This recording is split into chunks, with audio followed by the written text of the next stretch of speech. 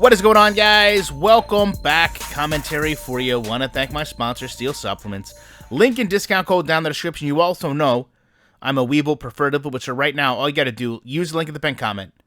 If you just go open an account, they're going to give you a handful of free stocks. But if you deposit even just $1, they're going to give you even more free stocks. As I said, past videos, this is by far one of the best promotions they've ever offered. One of the best months I've ever had with Weeble. Recommend you guys check it out. Also, want to take a special moment to thank Angry Joe, who every year does a Madden review, generally focuses on my channel, soft drinks content, but this year kind of made it a point to say, look, there's other creators in this space that are championing Madden Ultimate Team, talking about the animation sequences of mud pack openings and the damage it's caused to getting Madden so far behind when it comes to refining simulation football. This clip here is from a former community member, Taurus Patrick, also known as Big Play Killer.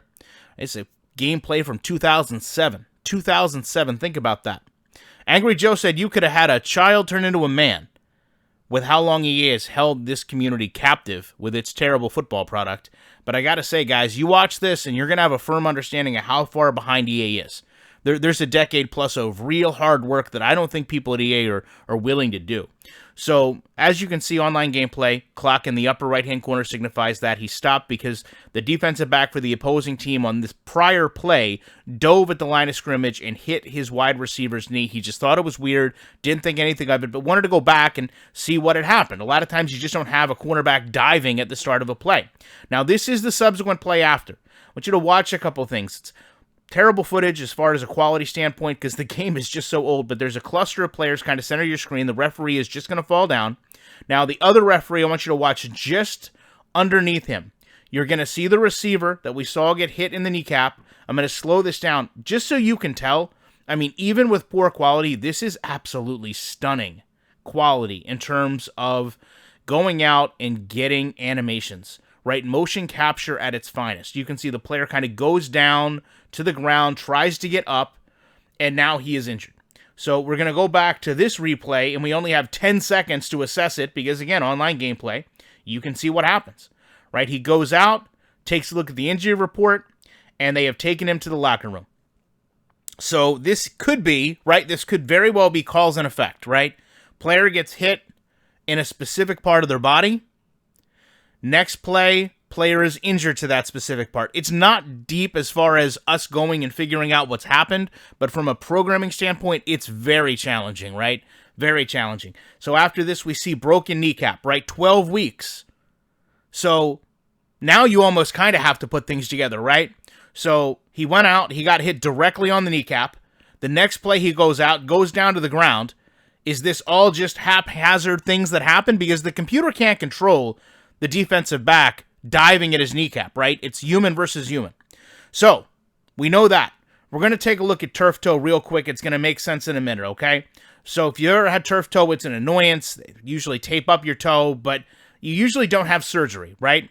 And even that article said it. Usually not something that needs to be surgically repaired unless, you know, you've got like a patella fascia, you've got something else kind of going on underneath of it. I'm not a rocket doctor here, but I've been around athletes. I've had my foot injured. So to see this in Madden 23, Colts officials confirmed to me that Jonathan Taylor has a turf toe and he'll require season-ending surgery. Bad logic. You know, if you want to say that Jonathan Taylor attempted to play through turf toe and tore ligaments in his foot, will now require season-ending surgery. Jonathan Taylor tried to play through a pre-existing injury with his turf toe and has damaged ligaments in his foot and will require season-ending surgery. However you want to go about it, right? Just basic logic. No, not Mo Alley Cox. Horrible news. What happened to Mo Alley Cox? Confirmed. Hardman is gone for the year, out for the year. What happened to him? Team officials are telling me that a player has a sprain and that he's out for the year. I mean, that would be acceptable if it was Jonathan Taylor and more information was being divulged, but it's not. There's no team officials in the game for that matter, right? Just like there's no doctors in all-pro football that were assessing a digital player, but you have to give us believability. You have to give us logic. You have to give us understanding. That's depth. right? That's replayability. Losing one of the best running backs in the game to turf toe for this season is just something that would devastate the entire team, right? If that were to happen this year, okay? Let's say Jonathan Taylor has turf toe week 1. And by week 3, he's done for the year. Do you think only one person from the media would tweet about that? Do you think that Jonathan Coachman would say, oh no, Mo Alley Cox, horrible news? Or do you think he would say, hey, we just lost one of the premier running backs in the league due to turf toe? Turf toe. But this is when you don't, in my opinion, put love and passion and care into a game, right? When you don't have somebody that says, hey, wait a second, we're doing season-ending injuries, right? Let's get things like broken fingers. Let's get things like turf toe. Let's get those things out. Because that's going to look weird if somebody sees that come up in their game.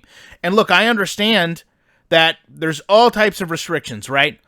Any type of concussion can't be mentioned. That's fine, right? I'm not asking you to go out and put what's actually happening. We're asking you to create a fantasy environment for us, right? You don't have to tell us what happens to a player, right? Player has a torn muscle, done for the season. You don't have to go as deep as cause and effect on the field because you're nowhere near that, even with what we're saying in terms of reactions on Twitter. A digital Twitter in this universe. This is why people don't play franchise mode. Because you lose a franchise player for the year to friggin' turf toe. Turf toe. But then you go back and look at a game that's decades old, and somehow they have things completely under control. Now, I know somebody's going to say, but All-Pro Football, that was just a single season game, right? There was no franchise mode.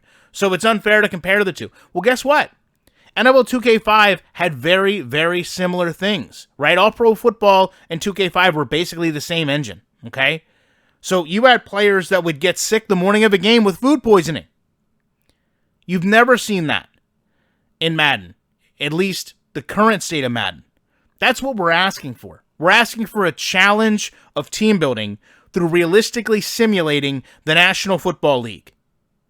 You put John Madden's legacy on the box. You think John Madden never dealt with a player who tore a muscle, who felt sick, who couldn't play at 100% during a game because of a pre-existing injury from one play to the next, from 1 week to the next, from one season to the next?